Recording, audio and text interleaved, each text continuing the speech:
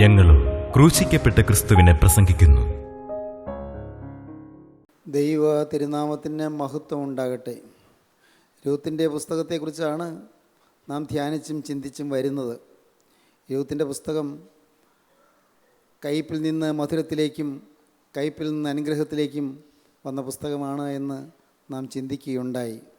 From bitterness to blessedness, from bitterness to sweetness. ദൈവത്തിന് സ്തോത്രം. രൂത്തിൻ്റെ പുസ്തകം ഒരു ലവ് സ്റ്റോറിയാണെന്ന് പറയുന്നത് നിങ്ങൾക്ക് ഓർമ്മയുണ്ടായിരിക്കും.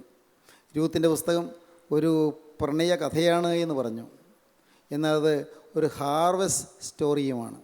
ഹാർവെസ്റ്റ്, വിളവെടുപ്പിൻ്റെ കഥയാണ്. വലിയ വിളവെടുപ്പ്. ക്ഷാമം മാറി വിളവെടുപ്പ് കിട്ടി. ക്ഷാമം മാറി സമൃദ്ധി കിട്ടി.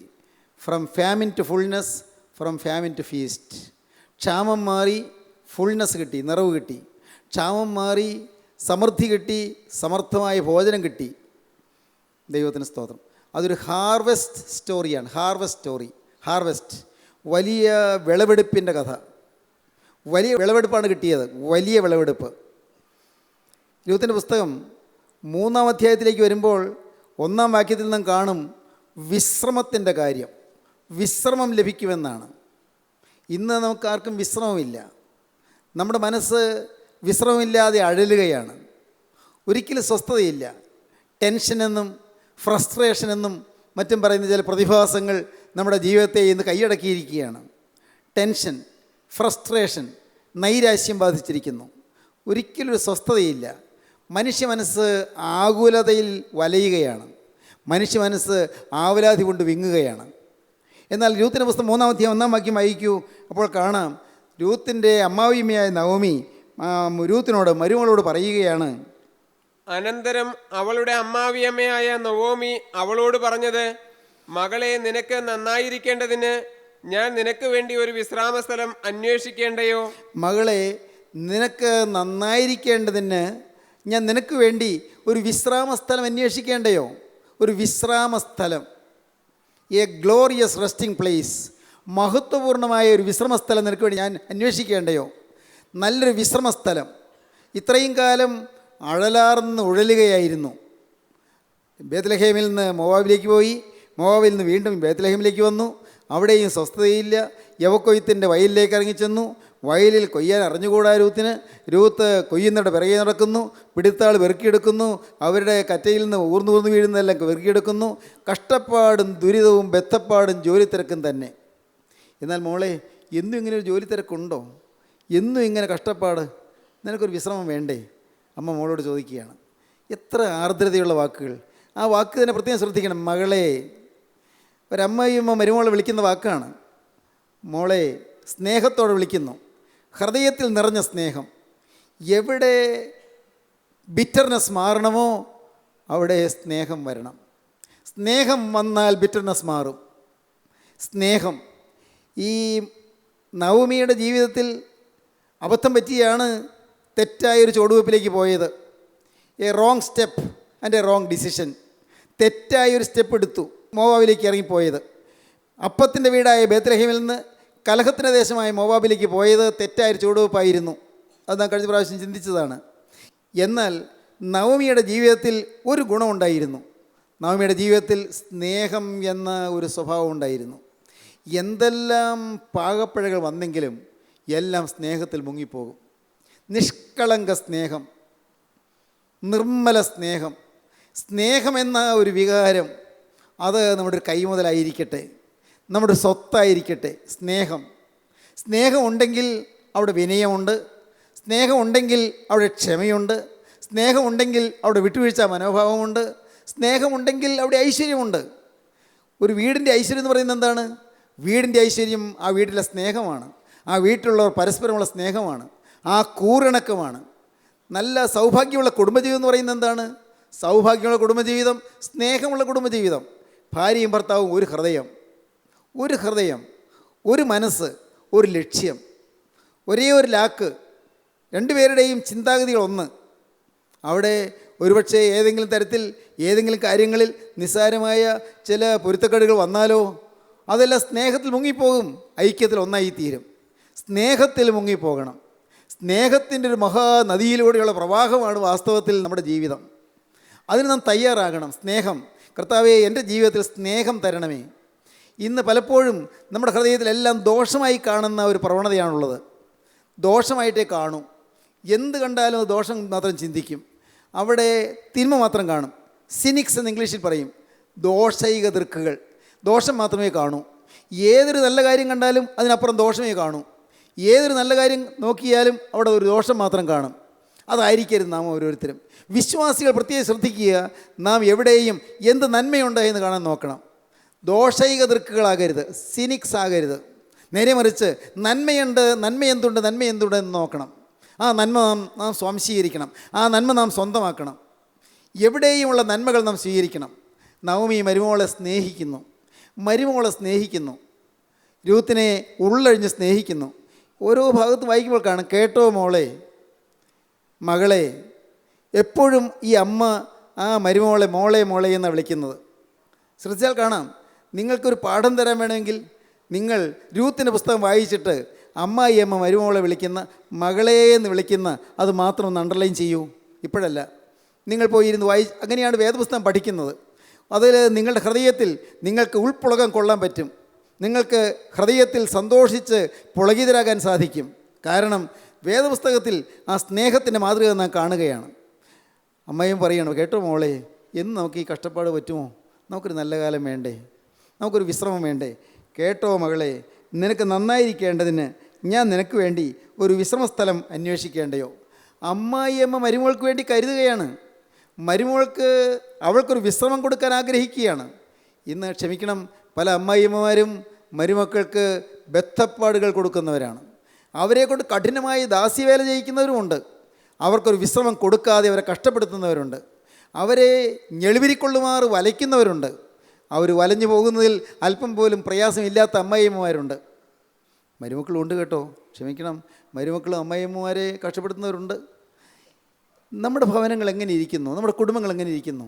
നിങ്ങൾക്കിതൊരു മാതൃകയാക്കി എടുക്കാമോ? ഈ വേദപുസ്തകത്തിലെ ഈ പുസ്തകം, രൂത്തിൻ്റെ പുസ്തകം. എന്നിട്ട് എൻ്റെ കർത്താവെ, സ്നേഹത്തിൻ്റെ നിറകുടം ചൂടുന്ന അനുഭവത്തിൽ എൻ്റെ കർത്താവെ, എൻ്റെ കുടുംബത്തെ നീ മാറ്റിത്തരണം. എൻ്റെ കുടുംബത്തിൽ ഐക്യം പുലരണം. എൻ്റെ കുടുംബത്തിൽ സന്തോഷം വളരണം. അവിടെ ഒരു സംതൃപ്തി ഉണ്ടാകണം. അവിടെ പൊട്ടിച്ചിരികളും സന്തോഷത്തിൻ്റെ വർത്തമാനങ്ങളും ഉണ്ടാകണം. അവിടെ ഐക്യം ഉണ്ടാകണം. അവിടെ സ്നേഹം ഉണ്ടാകണം. സ്നേഹം കൊണ്ട് ആ അനുഗ്രഹത്തിൻ്റെ ബന്ധാവിലേക്ക് എല്ലാവരെയും നയിക്കാൻ നമുക്ക് സാധിക്കണം. അമ്മായിയും പറഞ്ഞു, മകളെ, നിനക്ക് നന്നായിരിക്കേണ്ടതിന് ഞാൻ നിനക്ക് വേണ്ടി ഒരു വിശ്രമസ്ഥലം അന്വേഷിക്കേണ്ടയോ? നിനക്ക് നന്നായിരിക്കേണ്ടതിന്. മരുമോൾ നന്നാകാൻ അമ്മായിമ്മയെ ആഗ്രഹിക്കുന്നു.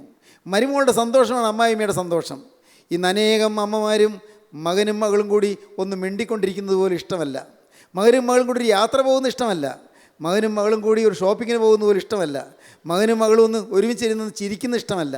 അവർ സന്തോഷിക്കുന്ന ഇഷ്ടമല്ലാത്ത അമ്മമാരുണ്ട്. പലരുടെയും മനോഭാവം ക്രൈസ്തവമല്ല, ക്രിസ്തീയമല്ല, ക്രിസ്തു വെറുക്കുന്നതാണ്. ദയവായി നിങ്ങൾ ചിന്തിക്കൂ. നിങ്ങൾ മരുമക്കളെ സ്നേഹിക്കൂ, അവർക്ക് വേണ്ടി കരുതൂ. നിനക്ക് നന്നായിരിക്കേണ്ടതിന് ഞാൻ നിനക്ക് വേണ്ടി ഒരു വിശ്രമസ്ഥലം അന്വേഷിക്കേണ്ടയോ? ഈ അമ്മായിയമ്മ അന്വേഷിച്ച വിശ്രമസ്ഥലം ഏതാണ്? നമുക്ക് വായിക്കാം. 3-ാം അധ്യായം 8-ാം വാക്യം വായിക്കാം. അർദ്ധരാത്രിയിൽ അവൻ ഞെട്ടിത്തിരിഞ്ഞു, തൻ്റെ കാൽക്കൽ ഒരു സ്ത്രീ കിടക്കുന്നത് കണ്ടു. നീ ആരെന്ന് അവൻ ചോദിച്ചു. ദൈവത്തിന് സ്തോത്രം. രൂത്തിന് കിട്ടിയ വിശ്രമസ്ഥലം ബോവസിൻ്റെ പാദപീഠമാണ്. അമ്മായിയമ്മ പറഞ്ഞു കൊടുത്തു, മോളെ, നീ ബോവസിൻ്റെ കാൽക്കൽ ചെന്ന് കിടക്കുക. നീ ബോവസിൻ്റെ കാൽക്കൽ ചെന്ന് അഭയം പ്രാപിക്കുക. ബോവസിൻ്റെ കാൽക്കൽ, വീണ്ടെടുപ്പുകാരനായ ബോവസിൻ്റെ കാൽക്കൽ നീ അഭയം പ്രാപിക്കുക. എങ്കിൽ നിനക്ക് നന്നായി വരും. ദൈവത്തിന് സ്തോത്രം. സഹോദരങ്ങളെ, സാക്ഷാൽ വിശ്രമസ്ഥലം ക്രിസ്തുവിൻ്റെ പാദപീഠമാണ്. എല്ലാ ചുമടുകളും കെട്ടിക്കൊണ്ടു വന്ന് അവിടെ നമുക്ക് കൊണ്ടുവന്ന് വെച്ച് നമുക്ക് ആശ്വാസം പ്രാപിക്കാം. ചുമടുകൾ, ഒട്ടേറെ ഭാരങ്ങളുണ്ട് നമ്മുടെ ജീവിതത്തിൽ. ഈ ചുമടുകളെല്ലാം പാപത്തിൻ്റെ ഭാണ്ഡക്കെട്ടുകളുണ്ട്, ദുരിതത്തിൻ്റെ ഭാണ്ഡക്കെട്ടുകളുണ്ട്, യാതനകളുടെയും വേദനകളുടെയും ഭാണ്ഡക്കെട്ടുകളുണ്ട്, രോഗത്തിൻ്റെ ഭാണ്ഡക്കെട്ടുകളുണ്ട്, കടത്തിൻ്റെ വലിയ പ്രാരബ്ധങ്ങളും ഭാരങ്ങളുമുണ്ട്.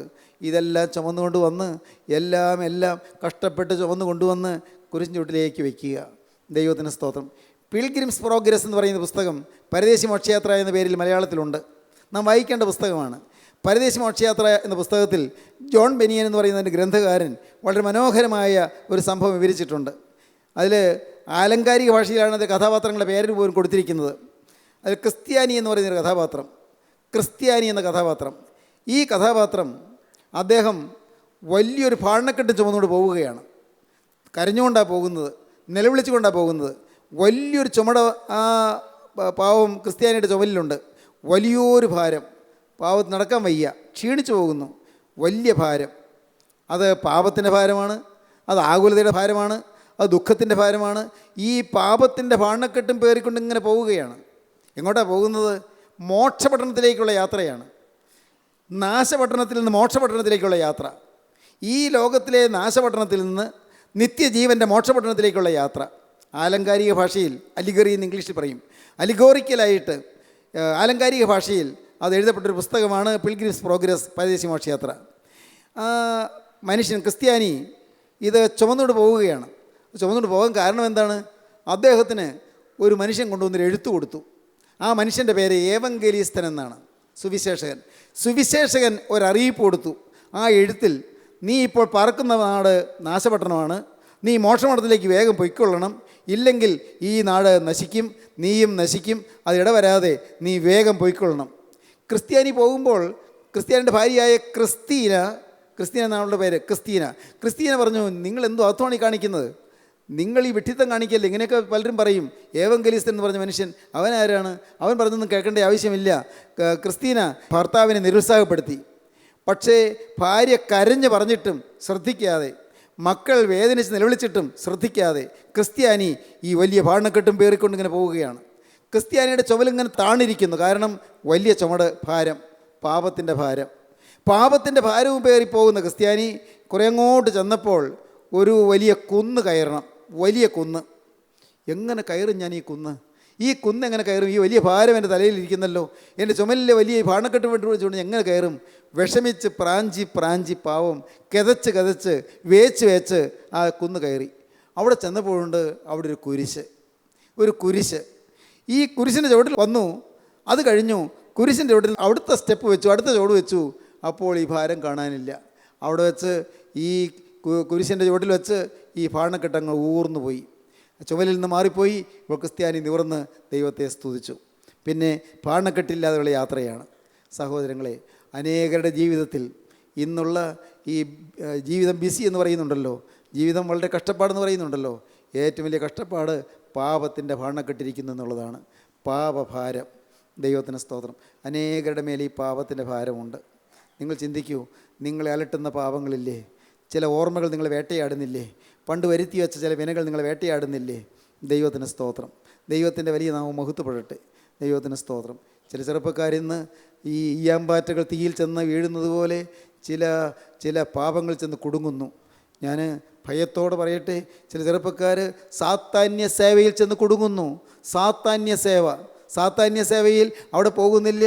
അത് ഇൻ്റർനെറ്റിൽ കടന്ന് ആ സാത്താന്യ സേവ എന്താണെന്ന് നോക്കി അതുമൂലം ചില ബാധകളിൽപ്പെട്ട് ഉഴലുന്ന ചെറുപ്പക്കാരുണ്ട്.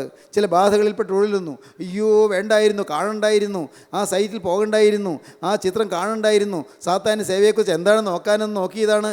അയ്യോ ആ ബാധ വിട്ടുപോകുന്നില്ല, ഭാരത്തോടിരിക്കുന്നു. അനേകം ആളുകൾ ഇന്ന് വേണ്ടാതനത്തിൽ കുടുങ്ങിക്കിടക്കുന്നു. വേണ്ടാത്ത സൈറ്റിൽ ചെന്ന് അത് ഹൃദയത്തിൽ പതിഞ്ഞു പോകുന്നു. ആ വേണ്ടാത്ത ചിത്രങ്ങൾ മനസ്സിൽ നിന്ന് മാറുന്നില്ല. എപ്പോഴും കണ്ണടച്ചാലും തുറന്നാലും അത് വന്ന് നിൽക്കുന്നു. രാത്രി ഉറങ്ങാൻ കിടക്കുമ്പോൾ ഒരു ബാധയായി വന്ന് വേട്ടയാടുന്നു. ഹൃദയത്തിൽ സ്വസ്ഥതയില്ല. പാപത്തിൻ്റെ ഭാരം, പാപത്തിൻ്റെ ഭാണ്ഡക്കെട്ടുകൾ ഇന്ന് അനേകരുടെ ചുമലിരിക്കുകയാണ്. സ്നേഹിതരെ, നിങ്ങളോട് ചോദിക്കട്ടെ, നിങ്ങളുടെ പാപഭാരം മാറാൻ നിങ്ങൾക്ക് ആഗ്രഹമുണ്ടോ? വന്നുപോയ പാവങ്ങളെ ഓർത്തുള്ള ഓർമ്മകൾ നിങ്ങളിൽ നിന്ന് മാറിപ്പോകാൻ നിങ്ങൾക്ക് ആഗ്രഹമുണ്ടോ? പാപങ്ങൾ വന്നുപോയല്ലോ, കർത്താവേ ഞാൻ എവിടെ ചെന്നതെല്ലാം ഇറക്കി വയ്ക്കും, എന്ത് ചെയ്യും? പ്രസംഗങ്ങളിൽ കേൾക്കുന്നുണ്ട്, വചനം കേൾക്കുന്നുണ്ട്, പക്ഷേ ഭാരം മാറുന്നില്ല, ചുമട് മാറുന്നില്ല, ഞാൻ എന്ത് ചെയ്യും? ദൈവത്തിന് സ്തോത്രം. ഇന്ന് പ്രിയപ്പെട്ടവരെ നിങ്ങൾക്ക് പറഞ്ഞു തരട്ടെ, പരിശുദ്ധാത്മാവ് എഴുന്നള്ളി വന്ന് വചനം സംസാരിക്കുന്നിടത്ത്, വചന ശുശ്രൂഷ നടക്കുന്നിടത്ത്, പരിശുദ്ധാത്മാവ് നടത്തുന്ന വചന ശുശ്രൂഷയുടെ അരികത്തേക്ക് നിങ്ങൾ ഓടി വരിക. അവിടെ ഇരുന്നു കൊണ്ട് നിങ്ങൾ നിലവിളിച്ചു കൊണ്ടിരിക്കുക, കർത്താവേ ഈ ബാധയിൽ നിന്ന് മാറ്റണമേ, ഈ പാവഭാണ്ഡയിൽ നിന്ന് മാറ്റണമേ, ഈ പാപക്കെട്ടൻ്റെ തലമേൽ നിന്ന് മാറ്റണമേ. കർത്താവേ എനിക്ക് വയ്യായി, ചുമട് ചുമന്ന് ഞാൻ വലഞ്ഞല്ലോ. എൻ്റെ കർത്താവേ, പാപത്തിൻ്റെ ഓർമ്മകൾ എന്നെ വേട്ടയാടുന്നല്ലോ, പാപത്തിൻ്റെ ഭീകരമായ യാതനകൾ എന്നെ പിന്തുടരുന്നല്ലോ. കർത്താവേ എനിക്കിത് മാറ്റി തരണമേ. എന്നെ വേട്ടയാടുന്ന സകല ശത്രുക്കളുടെയും കയ്യിൽ നിന്ന്, ദുരാത്മാക്കളുടെ പിടിയിൽ നിന്ന് എനിക്ക് മോചനം തരണമേ. ദുഷ്ടപിശാചുക്കൾ എൻ്റെ പിന്നാലെ വരുന്നല്ലോ. ദുഷ്ടപിശാചുക്കൾ എന്നെ വേട്ടയാടുന്ന വേട്ടയാടിക്കൊണ്ടിരിക്കുന്നല്ലോ നാഥ. എൻ്റെ പാപത്തിന് ചിന്തകൾ എന്നിൽ നിന്ന് മാറാതെ നിൽക്കുന്നല്ലോ. ഞാൻ എത്ര ശ്രമിച്ചിട്ടും മാറുന്നില്ലല്ലോ. ഈ ഭീകരബാധ എനിക്ക് മാറ്റി തരണമേ, ഭീകരബാധ എന്നിൽ നീക്കി തരണമേ. ചിലരോടുള്ള വൈരാഗ്യം മാറുന്നില്ലല്ലോ, അതെനിക്ക് മാറ്റി തരണമേ. ചിലരോടുള്ള പകയും വിദ്വേഷവും എൻ്റെ ഹൃദയത്തിൽ പോകുന്നില്ലല്ലോ, എൻ്റെ ഹൃദയത്തിൽ ക്ഷമിക്കാൻ സാധിക്കുന്നില്ലല്ലോ, അതെനിക്ക് മാറ്റി തരണമേ. പ്രിയപ്പെട്ടവരെ, നിങ്ങൾ പ്രാർത്ഥിക്കൂ. കാണാം നിങ്ങളുടെ മുൻവിധികൾ മാറുന്നത്, കാണാം നിങ്ങളുടെ ജീവിതത്തിൽ നിന്ന് പാപക്കെട്ടുകൾ പോകുന്നത്, കാണാം നിങ്ങളുടെ ഹൃദയത്തിൽ നിന്ന് പാപത്തിൻ്റെ ഭാരങ്ങൾ മാറുന്നത്. എല്ലാം യേശു ഏറ്റെടുക്കും. കുരിശിൻ ചുവട്ടിലേക്ക് വരുമ്പോൾ എല്ലാം ഇവിടെ ഇറക്കി വയ്ക്കൂ. ദൈവത്തിന് സ്തോത്രം. കുരിശ് ഇതാ, നിങ്ങൾ ഗോകുൽത്ത വരെ പോകണ്ട, കാൽവറി വല വരെ യാത്ര ചെയ്യണ്ട. ഇപ്പോൾ കുരിശിതാ നിങ്ങളുടെ അരികത്ത് ഒന്നുകൊണ്ട് നാട്ടിയിരിക്കുകയാണ്. കുരിശിലെ രക്ഷകൻ നിങ്ങളുടെ അരികത്തേക്ക് വന്നിരിക്കുകയാണ്. കുരിശിൽ മരിച്ച രക്ഷകൻ ഉയർത്തെഴുന്നേറ്റ് ജീവിക്കുന്ന ക്രിസ്തു നിങ്ങളുടെ അരികത്ത് നിൽക്കുന്ന സമയമാണ്. ഇപ്പോൾ നിങ്ങളൊരു കാര്യം ചെയ്യൂ. യേശുവേ, ഞാൻ അറിയുന്നു നീ എൻ്റെ അരികത്തേക്ക് വന്നിട്ടുണ്ടെന്ന്, ഞാൻ വിശ്വസിക്കുന്നു നീ എന്നെ സ്നേഹിക്കുന്നുവെന്ന് ഞാൻ വിശ്വസിക്കുന്നു. പൈശാചികൻ എന്നെ ചതിച്ചെങ്കിലും നാഥാ എന്നെ വിടുവിക്കുവാൻ നീ ശക്തനാണെന്ന് ഞാൻ വിശ്വസിക്കുന്നു. എൻ്റെ ദൈവമേ, നിൻ്റെ പാദപീഠത്തിലേക്ക് ഞാനിതാ വരുന്നു. ദൈവത്തോട് പറയുവീൻ, ദൈവസന്നിധിയിൽ നിങ്ങൾ തീരുമാനമെടുക്കുവീൻ, ദൈവസന്നിധിയിൽ നിങ്ങൾ സമർപ്പിക്കുവീൻ, ദൈവസന്നിധിയിൽ നിങ്ങളുടെ ഹൃദയം പകരുവീൻ, ദൈവകരങ്ങളിലേക്ക് നിങ്ങളെ കൊടുക്കുവീൻ. പാപത്തിൻ്റെ ഭാണ്ഡക്കെട്ടുകളെല്ലാം എല്ലാം നിങ്ങൾ ഇറക്കി വയ്ക്കൂ. വയ്യ കർത്താവേ, ചുമന്ന് ഞാൻ വിഷമിച്ചു, ഈ ഭാരം ചുമന്ന് ഞാൻ വലഞ്ഞുപോയി. നാഥാ, ഞാനിതാ വരുന്നു, എന്നെ നീ സ്വീകരിക്കണമേ. എൻ്റെ പാപഭാരങ്ങളെല്ലാം എന്നിൽ നീ മാറ്റിത്തരണമേ. ദൈവത്തിന് സ്തോത്രം. ഇപ്പോഴും പാപഭാരം വരാതെ ഇപ്പോഴും കല്ലിച്ച മനസ്സോടിരിക്കുന്നവരുണ്ടോ? ദൈവത്തിന് സ്തോത്രം. എനിക്ക് അത് ഇന്ന കാരണം കൊണ്ട് പാപം വന്നു, ഇന്ന കാരണത്താലാണ് പാപം വന്നത്, എന്നോട് അപ്രകാരം ചെയ്തപ്പോൾ എനിക്ക് കോപം വരാതിരിക്കുമോ? എന്നോട് അങ്ങനെ ദ്രോഹം ചെയ്തപ്പോൾ എനിക്ക് വൈരാഗ്യം വരാതിരിക്കുമോ? ഇങ്ങനെ ചില ചിന്തകൾ നിങ്ങളെ അലട്ടിക്കൊണ്ടിരിക്കുന്നു. ദൈവത്തിന് സ്തോത്രം. അത് മാറ്റിയിട്ട് ന്യായീകരണങ്ങളെല്ലാം എറിഞ്ഞു മാറ്റുക. ദൈവത്തിന് സ്തോത്രം.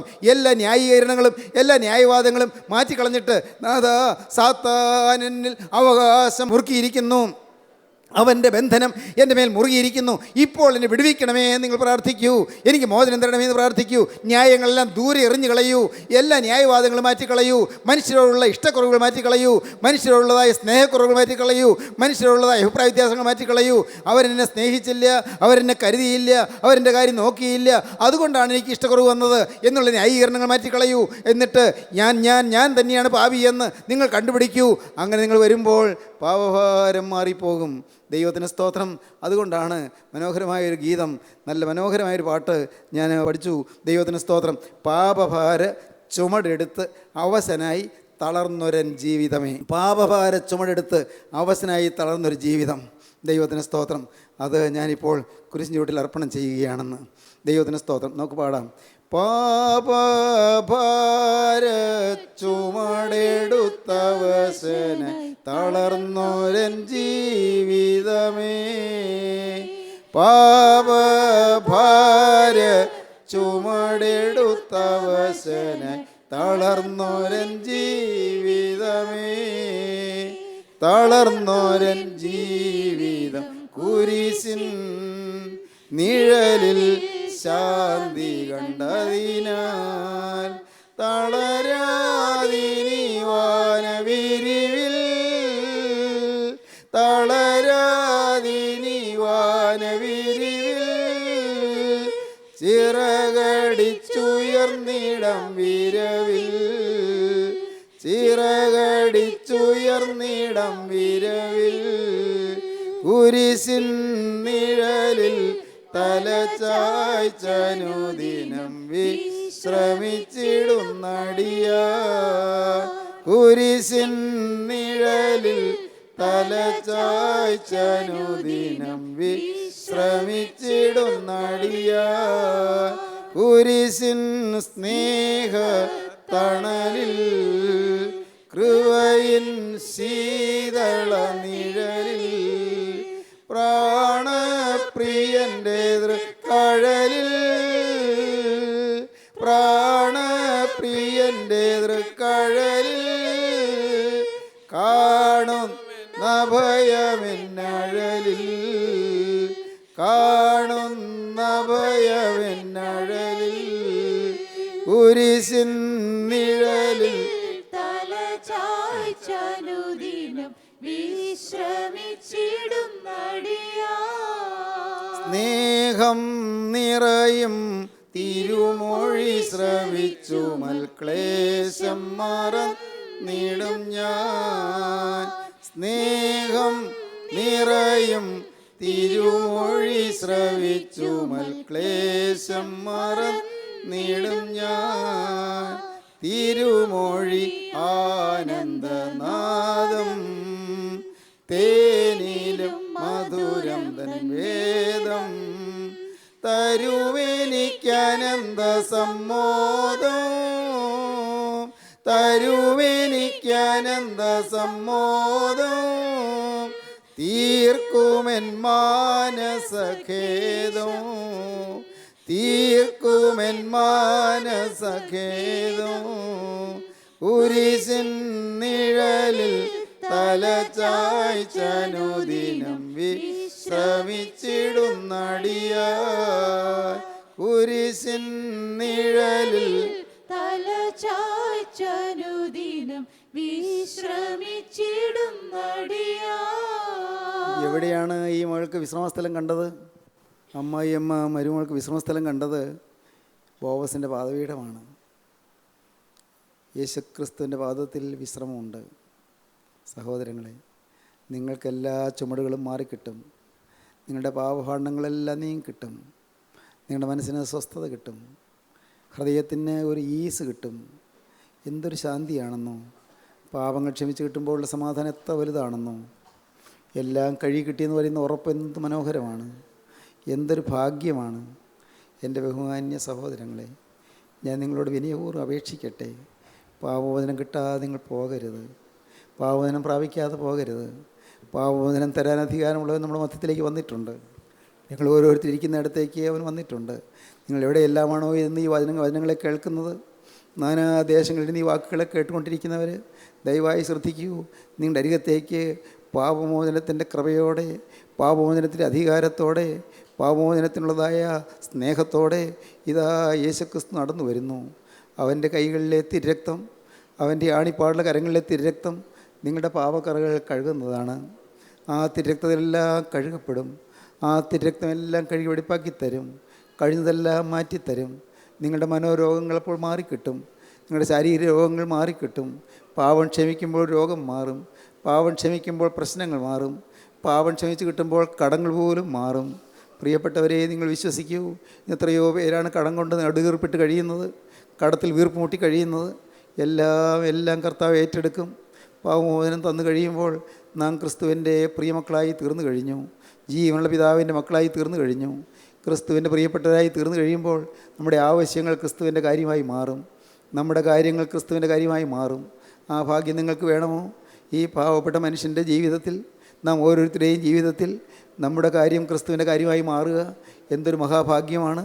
നമ്മുടെ കുഞ്ഞുങ്ങളുടെ കാര്യം ക്രിസ്തുവിൻ്റെ കാര്യമായി മാറുക, നമ്മുടെ കുഞ്ഞുങ്ങളുടെ പഠിത്തം ക്രിസ്തുവിൻ്റെ കാര്യമായി മാറുക, അവരുടെ ആരോഗ്യം ക്രിസ്തുവിൻ്റെ കാര്യമായി മാറുക, അവരുടെ വിവാഹം ക്രിസ്തുവിൻ്റെ കാര്യമായി മാറുക, അവരുടെ ഭാവി ക്രിസ്തുവിൻ്റെ കാര്യമായി മാറുക. എന്തൊരു മഹാഭാഗ്യം! ഏൽപ്പിച്ചു കൊടുക്കൂ പ്രിയപ്പെട്ടവരെ. ഏൽപ്പിക്കാൻ കൊള്ളാകുന്ന നിങ്ങളുടെ അരികത്തേക്ക് വന്നിട്ടുണ്ട്. വിശ്വസിപ്പാൻ കൊള്ളാകുന്ന നിങ്ങളുടെ അരികത്ത് വന്നിട്ടുണ്ട്. അവൻ്റെ ആ തിരുവസ്ത്രത്തിൻ്റെ തൊങ്ങൽ നിങ്ങളെ തൊട്ടുരുമിക്കൊണ്ട് പോവുകയാണ്. അവനെ നിങ്ങൾ സ്നേഹത്തോടെ ക്ഷണിക്കാം. നാഥാ, എന്നെ തൊടണമേ, എൻ്റെ മേൽ നിൻ്റെ കരം സ്പർശിക്കണമേ, നിൻ്റെ തിരുവസ്ത്രത്തിൻ്റെ പട്ടു തൊങ്ങൽ എന്നെ തൊട്ടുരുമി പോകണമേ, എന്നെ ഒന്ന് കഴുകണമേ. നാഥാ, എൻ്റെ കഴിഞ്ഞ കാലങ്ങളെല്ലാം മാറ്റി തരണമേ, എനിക്ക് പുതിയ ജീവിതം തരണമേ. എൻ്റെ സഹോദരങ്ങളെ, നിങ്ങൾ പ്രാർത്ഥിക്കുമോ? ഈ സമയം നിങ്ങൾ നഷ്ടപ്പെടുത്താതെ യേശുവിൻ്റെ കരങ്ങളിലേക്ക് നിങ്ങൾ കൊടുക്കുമോ? യേശു വന്നിട്ടുണ്ട്. യേശുവിൻ്റെ അരികത്ത് നിൽക്കുന്നുണ്ട്. യേശു നിങ്ങളെ സ്നേഹിക്കുന്നുണ്ട്. യേശു നിങ്ങളെ കരുതുന്നുണ്ട്. യേശു നിങ്ങളെ വാത്സല്യത്തോടെ നോക്കുന്നുണ്ട്. യേശുവിൻ്റെ കരം നിങ്ങളുടെ നേരെ നീട്ടുന്നുണ്ട്. ഒന്ന് മാത്രം ചെയ്യുവീൻ. ഒന്ന് മാത്രം നിങ്ങൾ ക്രിസ്തുവിൻ്റെ കരങ്ങളിലേക്ക് നിങ്ങൾ കൊടുത്തുകൊണ്ട് യേശുവിനോട് പറയുവീൻ, കർത്താവേ, എന്നെ തൊടണമേ, എന്നെ തലോടണമേ, എൻ്റെ മേൽ നിൻ്റെ കരം വയ്ക്കണമേ, എന്നെ അനുഗ്രഹിക്കണമേ. പ്രാർത്ഥിക്കൂ പ്രിയപ്പെട്ടവരെ. യേശു നിങ്ങളെ സ്നേഹിക്കുന്നു. യേശു നിങ്ങളെ കരുതുന്നു. യേശുവിൻ്റെ തിരുരക്തം നിങ്ങളെ കഴുകുന്നു. യേശു നിങ്ങളുടെ രോഗങ്ങൾ മാറ്റുന്നു. യേശു നിങ്ങളുടെ പ്രശ്നങ്ങൾ മാറ്റുന്നു. യേശു നിങ്ങൾക്ക് പാപപരിഹാരം നൽകുന്നു. യേശു നിങ്ങൾക്ക് പാപക്ഷമ തരുന്നു. യേശു നിങ്ങൾക്ക് പാപമോചനം തരുന്നു. യേശു മനോരോഗങ്ങൾ മാറ്റുന്നു. യേശു ഹൃദയത്തിൻ്റെ വിഷാദങ്ങൾ മാറ്റുന്നു. യേശു ഫ്രസ്ട്രേഷൻസ് മാറ്റുന്നു. യേശു സമാധാനം തരുന്നു. യേശു നിത്യജീവൻ തരുന്നു. ഇന്ന് കടന്നു പോയാൽ ദൈവരാജ്യത്തിൽ ചെല്ലുമെന്നുള്ള ഉറപ്പ് നിങ്ങൾക്ക് ലഭിക്കും. ഹല്ലേലൂയ. ഇന്ന് ഞാൻ കടന്നു കടന്നുപോയാൽ ദൈവരാജ്യത്തിൽ എത്തും എന്നുള്ള ഉറപ്പ് നിങ്ങൾക്ക് ലഭിക്കുന്നു. ഹല്ലേലൂയ. യേശുവിൻ്റെ രണ്ടാമത്തെ വരവിൽ വിശുദ്ധന്മാർ പറന്നുയരുമ്പോൾ ആ കൂടെ ഞാനും പറക്കുമെന്നുള്ള ധൈര്യം നിങ്ങൾക്ക് ലഭിക്കുന്നു. യേശു നിങ്ങളെ തഴുകുന്നു, യേശു നിങ്ങളെ തലോടുന്നു, യേശു നിങ്ങളെ അനുഗ്രഹിക്കുന്നു, യേശു തൃക്കരം നിങ്ങളുടെ മേൽ നിവർത്തുന്നു. യേശുവിൻ്റെ തൃക്കരം ഇപ്പോൾ നിങ്ങളുടെ തലമേൽ വെക്കട്ടെ. യേശുവിൻ്റെ തൃക്കരം നിങ്ങളെ തഴുകട്ടെ, തലോടട്ടെ, അനുഗ്രഹിക്കട്ടെ, ആശ്വസിപ്പിക്കട്ടെ, അനുഗ്രഹം പകരട്ടെ, ബിറ്റർനെസ് മാറ്റട്ടെ, കയ്പ് മാറ്റട്ടെ, ദുരിതം തീർക്കട്ടെ, എല്ലാ ശാന്തി നിങ്ങളുടെ മേൽ പകരട്ടെ, സമാധാനം വരട്ടെ, യേശുവിൻ്റെ കൃപ നിങ്ങളെ തഴുകി അനുഗ്രഹിക്കട്ടെ. യേശു നാമം മഹത്വപ്പെടട്ടെ. നമുക്ക് പ്രാർത്ഥിക്കാം. കാരുണ്യവാനേ, സ്നേഹവാനേ, ഞങ്ങളെ സ്നേഹിക്കുന്ന ഞങ്ങളുടെ ജീവനുള്ള പൊന്നേശുവേ, അവിടുത്തെ കരങ്ങളിലേക്ക് ഞങ്ങൾ വീണ്ടും ഞങ്ങൾ തന്നെ സമർപ്പിക്കുന്നു. എല്ലാവരെയും അനുഗ്രഹിക്കണമേ കർത്താവേ. വചനം കേട്ടവരുടെ മേൽ തൃക്കരം വയ്ക്കണമേ കർത്താവേ. തിരക്തത്താൽ കഴുകണമേ കർത്താവേ. നിത്യജീവൻ്റെ ഉറപ്പ് കൊടുക്കണമേ കർത്താവേ. എല്ലാവരെയും വാഴ്ത്തി അനുഗ്രഹിച്ച് വിശുദ്ധീകരിക്കണമേ. യേശുവിൻ നാമത്തിൽ തന്നെ. ആമീൻ. ഹല്ലേലൂയ.